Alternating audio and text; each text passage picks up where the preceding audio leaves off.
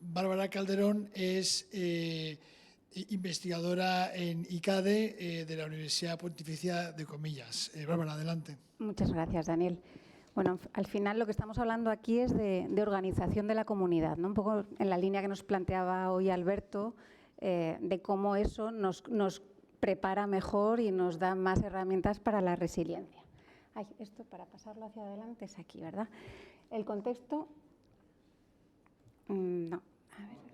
¿Sí? Ahora sí. El contexto ya os lo ha contado Guillermo, simplemente plantear que los objetivos… O sea, ahora os voy a hablar del estudio de caso específicamente de Hortasud, ¿vale? O sea, que el contexto era el global en estos países y donde estamos hemos hecho más entrevistas, ha sido aquí en la comarca y nos hemos centrado mucho también en analizar qué ha ocurrido en Hortasud, porque la Fundación Comunitaria tiene, como decía Julio, 53 años, ¿no? Con lo cual hay mucho capital social construido y mucho que podemos investigar sobre cómo esto repercute en el contexto, en el trabajo. Nuestros objetivos eran entender bien el papel de una fundación comunitaria en un contexto de desastre en su territorio y explorar de qué manera las fundaciones comunitarias refuerzan, fortalecen o crean resiliencia comunitaria.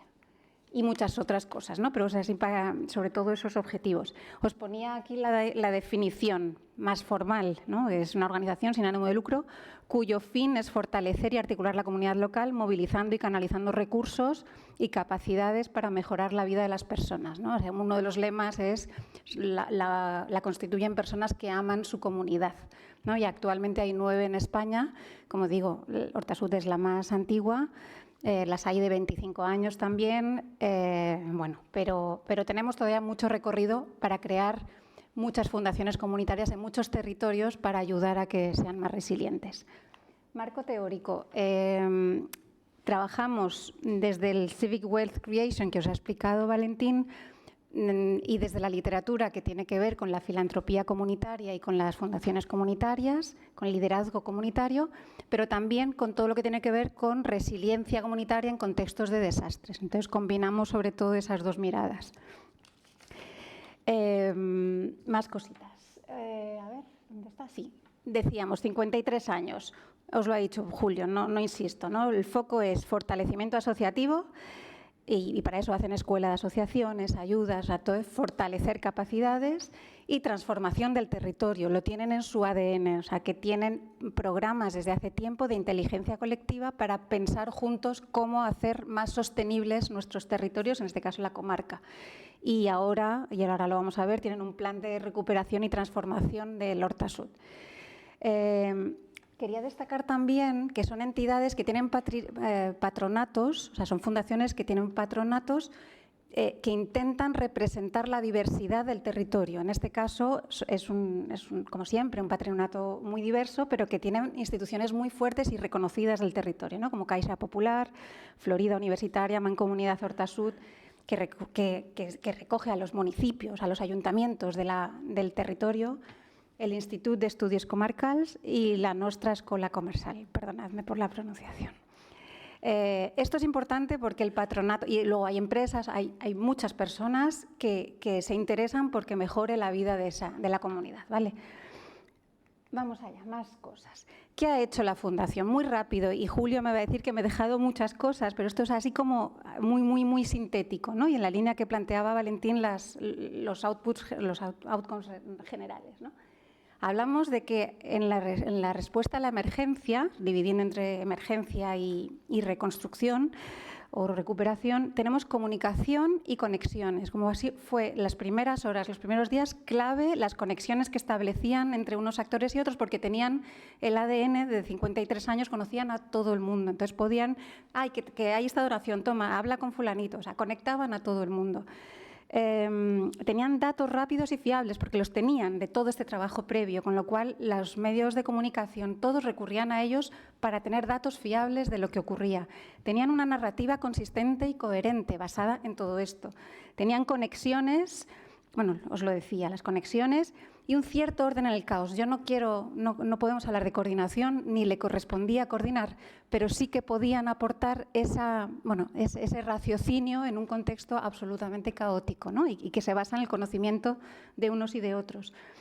Muy importante la escucha. Las entidades desde el minuto 1 empezaron a hablar uno con uno para ver cómo estaban, qué les faltaba, y eso les permitió también tener una estimación inicial y un diagnóstico muy rápido de los daños para compartirlo y para poner para poder empezar a andar en ese camino.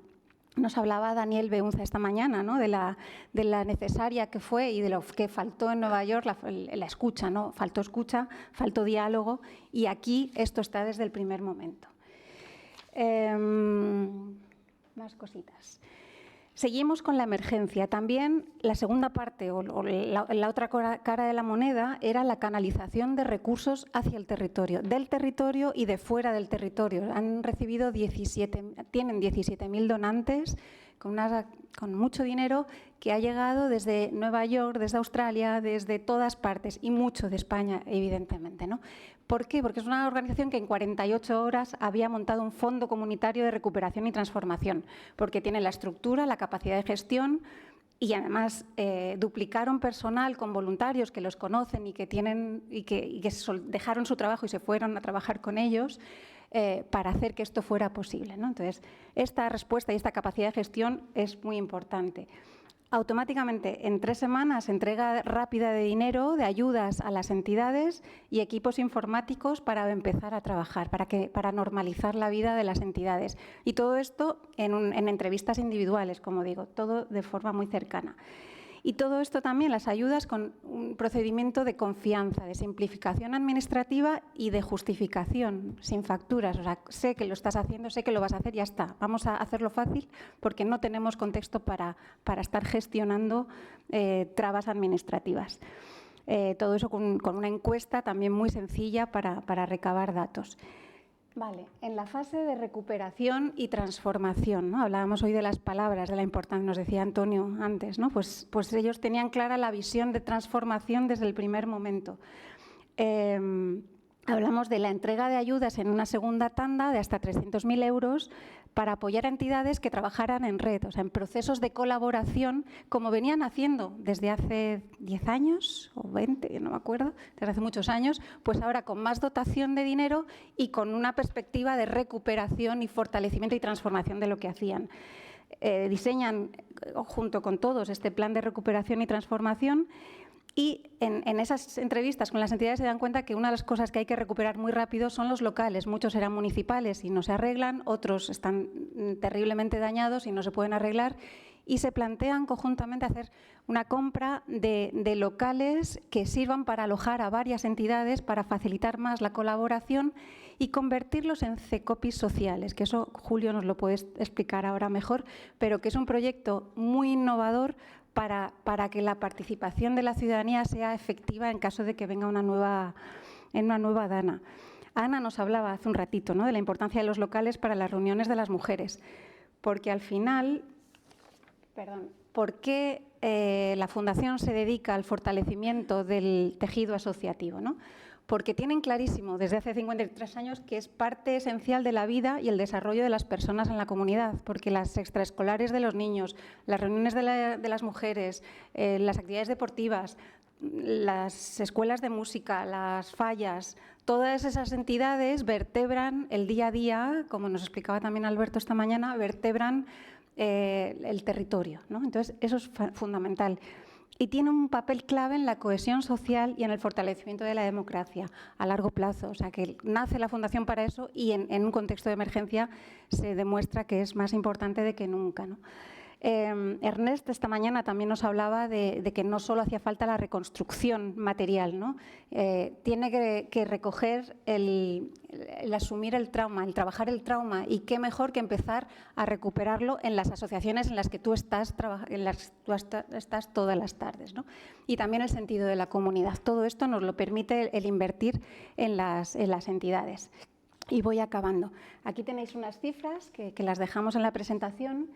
Y hemos hecho en el proceso de investigación este ejercicio, que no se verá apenas, donde ponemos la Fundación en el centro, por razones obvias de estudio, pero cómo tiene relación con los grupos de vecinos y redes locales formales e informales, como que luego derivarían en los clerks, ¿no? que se ocuparon de los cuidados, de poner sábanas en las terrazas de las familias o de las personas que viven solas y no pueden bajar sin ascensor, de llevarles comida, de distribuir comida, cómo apoyaban y se relacionaban con las ONGs de emergencia, con Cáritas, con Cruz Roja, derivar, con las administraciones locales y los servicios públicos de sanidad o de policía en los territorios, con las empresas de la comarca y de fuera de la comarca que querían colaborar con logística, pero al final cómo han apoyado al tejido asociativo, ¿no? O sea, cuál es su función de relación con todos estos actores y cómo al final todo eso fluye en esto.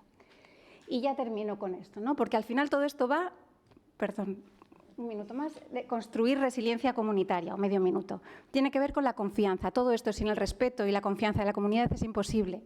Y el estar, la presencia, hace que esto sea posible. Capital social, ya lo hemos hablado. Espacio de actores.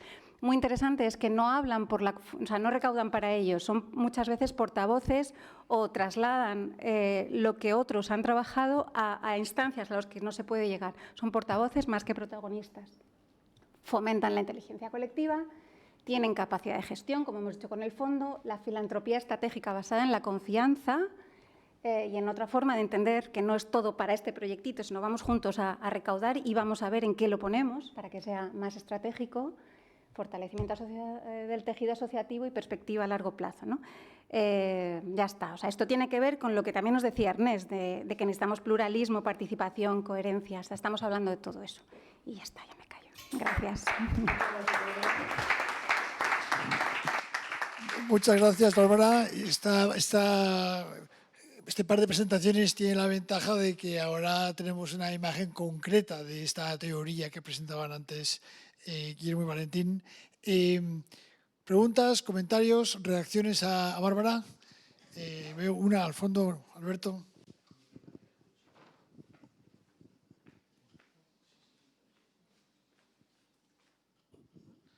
Bueno, muchas gracias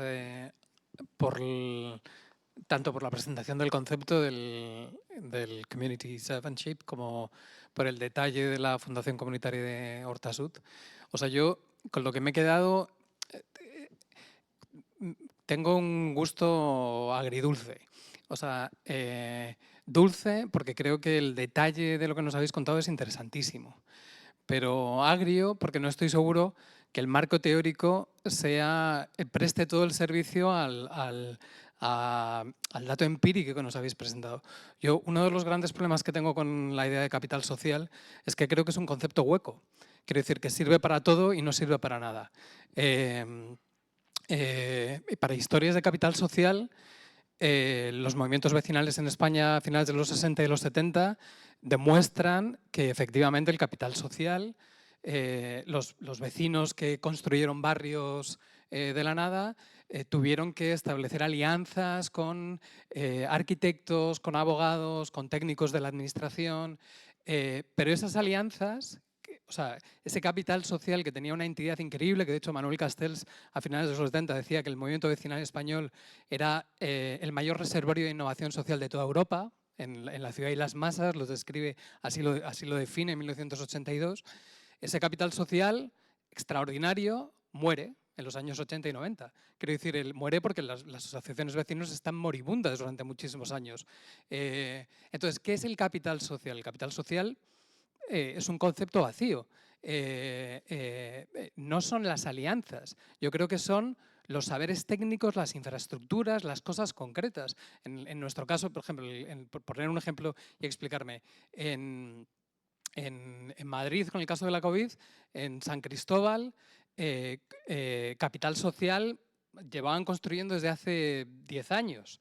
Pero es el hecho de que de repente el párroco es informático y dice, oye, vamos a hacer una cosa, vamos a coger la base de datos de servicios sociales, la base de datos de Cáritas y la base de datos de World Kitchen y las vamos a juntar. Y como lo único que lo puedo hacer soy yo voy a dar ese primer paso. Es decir, es un saber técnico que se plasma en una base, en una infraestructura concreta, en un momento concreto. Capital social había. capital social existía, pero si no está ese gesto, ese primer paso, que traduce toda una serie de relaciones, las traduce en una solución aquí y ahora, el capital social no hubiera servido para nada. Capital social había en otros barrios de Madrid. Y sin la coyuntura del apoyo político y sin la coyuntura de los servicios, de los apoyos técnicos concretos en ese momento, no hubieran servido. Otro ejemplo, en una despensa solidaria en el barrio de Bellas Vistas, empezaron a desbordarse las ayudas. Recibían miles y miles y miles de kilos de comidas y de ayudas. Hasta que un vecino que trabajaba en logística en Carrefour dice: yo me encargo. Y entonces entró en el despacho de la asociación de vecinos donde tenían todas las ayudas y empezó a rediseñar el sistema de almacenamiento y logística para dar salida a los alimentos. Una persona que sabía cómo hacerlo porque estaba en situación de ERTE de Carrefour y organizó la logística de esa despensa solidaria. Y esa despensa solidaria en cuestión de 3 días empezó a dar salida a los alimentos de una manera que 3 días antes no la daba. Entonces, creo que el capital social como concepto hay que desgranarlo en conceptos más versátiles, más aterrizados al territorio y que apuestan por este tipo de infraestructura, este tipo de base de datos, este tipo de logística, etc. Y creo que, por ejemplo, la slide que ha presentado Bárbara, con todo, es que está ahí. O sea, para mí son mucho más potente conceptualmente todos esos, qué datos tiene que manejar, qué tipo de agente, en qué nivel en qué escala territorial, para dárselos a qué interventor o a empaquetarlo todo con respeto, en la palabrería del capital social.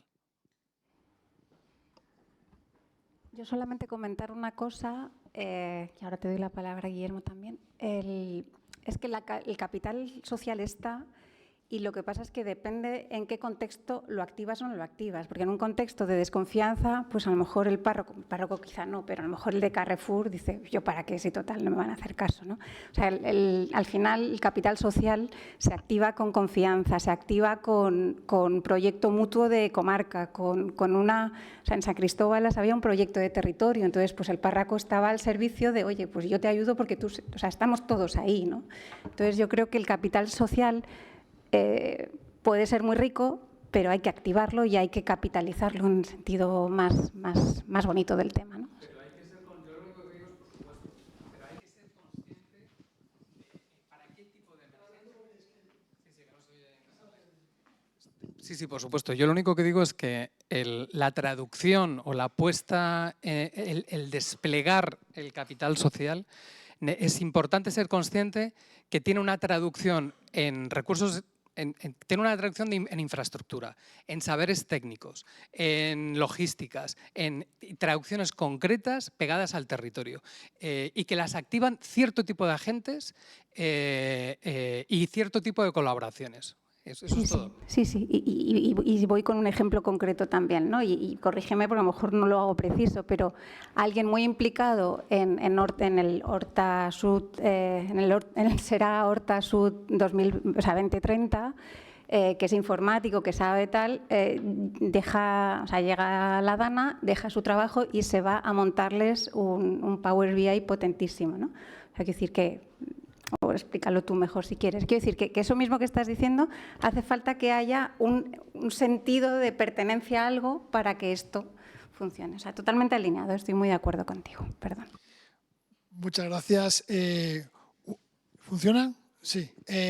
Un comentario más, será ya el último comentario y ya pasaremos al ponente siguiente. Bueno, pues antes de comentario de Pepe, un comentario mío, y es que me parece muy interesante que hemos empezado el día apuntando, hablando de resiliencia comunitaria, de capital social, de aspectos cívicos, y ahora estamos entrando a dar, no digamos la vuelta completa, pero sí una visión crítica y encontrar las limitaciones a los conceptos, y me parece que es aquí donde realmente podemos hacer progreso, de empezar a afinar, empezar a precisar. Bueno, sí. Pepe, Julio y... Bueno, no, yo simplemente por añadir una cosa, sí. 10 segundos. Sobre cómo utilizamos el capital social en el artículo concreto, aquí es verdad que lo hemos hecho muy rápido y en el artículo vamos un poco más al detalle del porqué y en cosas concretas, ¿no? Pero yo sí que creo que el capital social por sí solo es verdad que no hace nada, pero es fundamental para que luego puedan salir otras cosas, ¿no? Si el párroco no conoce a la ONG, o si el de Carrefour no conoce al de la cocina, o si el de Serà Hortasund no conoce a la fundación, no se activan todas esas cosas. Es verdad que no es suficiente, digamos, pero es necesario para que puedan pasar estas cosas, ¿no? Y esto lo demuestra el hecho de que, pues en vuestro caso de San Cristóbal, gracias a esos 10 años de ir haciendo cosas, llega el COVID y pueden responder mejor. En el caso de Hortasud, gracias a 50 años de ir creando todo esto, llega la DANA y pueden responder de otra manera, ¿no? Es verdad que no es lo único necesario, pero yo creo que ayuda a que puedan salir nuevas cosas. Y en este sentido lo mirábamos. Perdón. Me ha hecho pensar el último comentario que has dicho pero entonces, ¿cómo se cultiva ese sentido de pertenencia si desde las mismas administraciones e instituciones no se reconoce como una entidad en sí misma eso a lo que se va a pertenecer? Es decir, hay ciertas formas de reconocimiento de estas formas sociales, pero no hay un reconocimiento serio, jurídico, de decir, vale, esto tiene esta entidad. Muy interesante la pregunta. A ver, perdón. Sí, a ver, todo tiene que ver también nuevamente con la escucha, o sea, en la medida en que eres escuchado, que aportas, vas construyendo, o sea, son procesos muy largos, o sea, lo de San Cristóbal son 10 años, pero podrían ser 50, o sea, quiere decir que son procesos muy largos de reconocimiento por lo que tú aportas a una visión compartida de territorio. Sentimiento de pertenencia.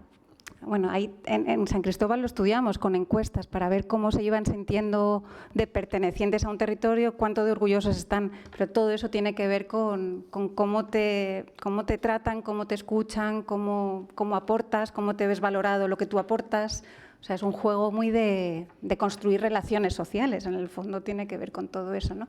Y la administración te reconoce en la medida en que te ve bueno, más allá de que tengas un lugar legítimo como te corresponde como asociación o como fundación, te reconoce también en la medida en que ve que eres un actor relevante, ¿no? Por eso volvemos al caso, a la administración, o sea, servicios sociales, la Junta de Distrito reconoce el proceso comunitario que había porque ve que es mejor que no tenerlo. O sea, Yo, por intentar recoger, pero salir del plano teórico, que puede ser que nos perdamos todos y sobre todo a esta hora de la tarde, y concretar algunas cosas, me gustaría explicar un poco, no sé si se llama capital social o no, pero por qué nosotros actuamos así. Primero porque lo decían las familias, por favor sacar a nuestros hijos del barro, que puedan otra vez volver a sus clases de música, a sus entrenamientos deportivos, a su vida social en el pueblo. Segundo, porque todas las entidades sociales habían actuado, fueron las primeras en organizarse también, actuando en la catástrofe, durante la catástrofe. Y tercero, porque no nos imaginábamos una comarca del Hortasud sin entidades sociales. Nos imaginábamos esto y era una comarca muerta. Necesitábamos nuestras bandas de música, nuestras fallas, nuestras entidades sociales de todo tipo que atienden a la diversidad, etcétera. Entonces, este fue el objetivo, que ninguna entidad social cerrara sus puertas y que todas se pusieran en marcha lo más rápidamente posible. Hemos atendido a 400 entidades, no hemos excluido a ni una sola, con un sistema, con una metodología muy sencilla y transparente, el 20% del formulario de daños que decía Bárbara y máximo 20.000 euros para todos. ¿Esto es capital social? No lo sé, pero sí que sé dos cosas. La primera, que es la que va a dar la vida a nuestros pueblos, la vida social en nuestros pueblos. Yo creo que es la última barrera que tenemos de vivir en comunidad. Hemos perdido las calles. Nos queda el movimiento asociativo para construir un proyecto compartido dentro de cada uno, donde quiera, en cada asociación, y no vamos a cuestionar ninguna de ellas. Y la segunda, porque siempre a lo largo de la historia, cuando ha habido una crisis, pasó con el COVID, pero pasó con todos los movimientos sociales a lo largo de la historia, el movimiento asociativo siempre ha dado un paso adelante.